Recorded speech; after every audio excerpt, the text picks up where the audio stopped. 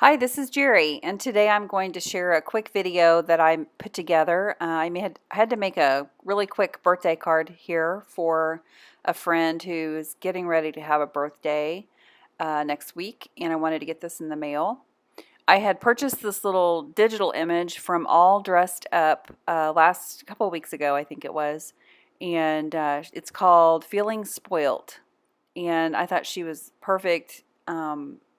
Perfect image for like a girlfriend card for birthday. And so I went ahead and printed this digital image out on the Nina Solar White cardstock 80 pound, which is really my favorite for using my Copics.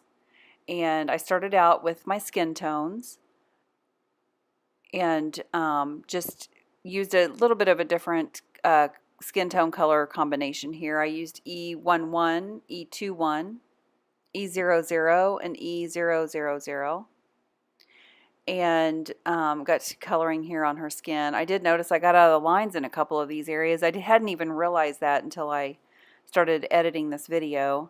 That's what I get for trying to color with my contacts in. So I did go in and fix this after I got the card done, but by the time I, was working on this video, it was too late to get that redone. So excuse my messy coloring there. There's actually a couple of areas that I do that in. So with the shadowing on my skin, I usually just try to pick out the areas that I feel like would be the most shaded.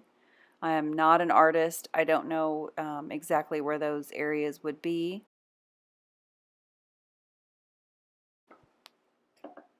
But I just pick out the areas I feel would be most shaded and lay down a little bit of my very darkest color in those areas. And then I work my way out, going over it with the next lightest marker. And then again, the next lightest marker.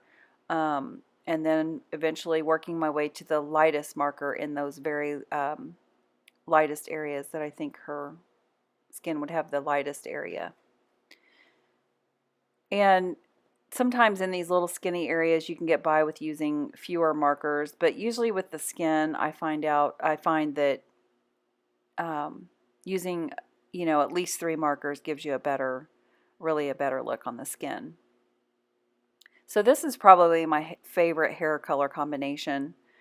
It is the E47, E43, E53, and E50. I use it quite a bit actually. And so I colored her hair here using that combination. I also did another card using a digital image for Mo Manning at the digital pencil. And I used the same hair color combination. So I'll be putting that on my blog in the next couple of days. But I did not do a video when I colored that image. But you can kind of see how the hair color really looks on longer, curlier hair. If you want to check that out in the next couple of days. But I just sort of flick my darkest color up from the areas where I feel like it would be, I start like at the part and work my way down with little tiny flicks, and then keep that center area the lightest where I feel like the light would hit it the most.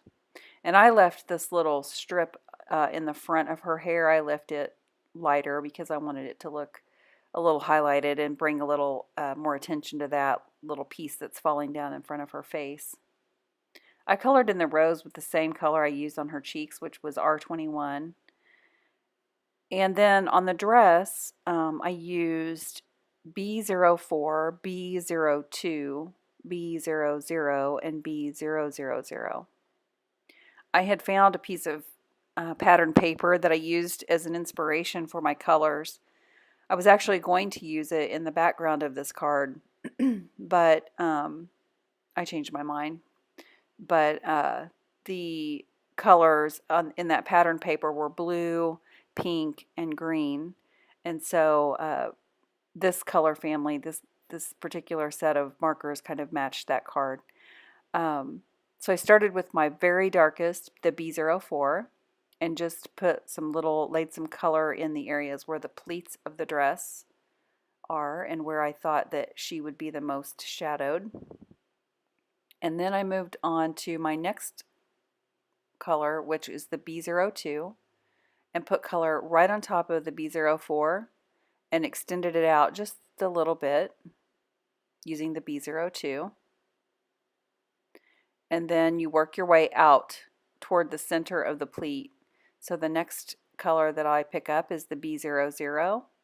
And once again, I work my way out from those colors I had previously laid down, and work my way out into the middle part of the pleat, just extending that color just a little bit farther.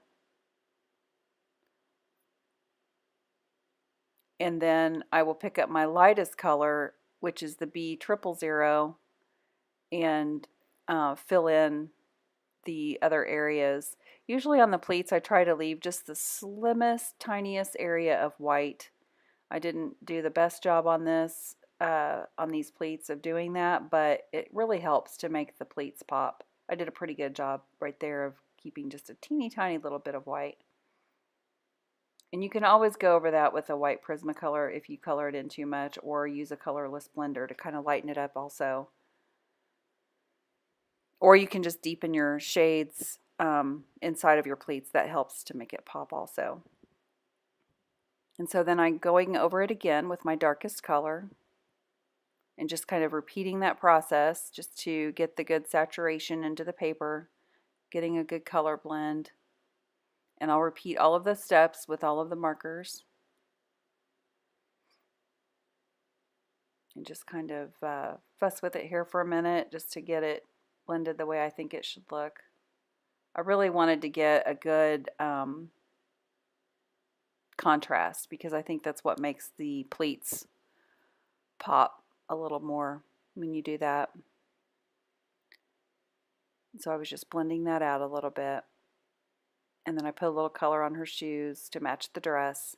The gift, I just did a really simple blend of YG05 and YG03. I think I put the YG03 first and then darkened it up with the YG05 over on that left-hand side. And gave the bow a little bit of pink to match the rose. And then I just used a W2 in this glass here. And then I decided that her pleats, I wanted to darken them up a little bit. So I used a T3 marker and went over those darker areas, and then went back over the T3 with the blue again. I think it's probably the B04 or B02, just to deepen those shades up just even more, just to make it pop a little more. Then down here at the bottom, I put a W2 and a W0 and blended those out with the colorless blender. And then you'll see me use a jelly roll pen in metallic silver, I think. And I just make little dots in her drink. And I use a glaze pen here to make her earrings. And that finishes up the card. I did print out a digital sentiment from Desert Diva, and I've linked her link below for her website. And my blog is linked below also. If you'd like to go check that out, I would really appreciate it.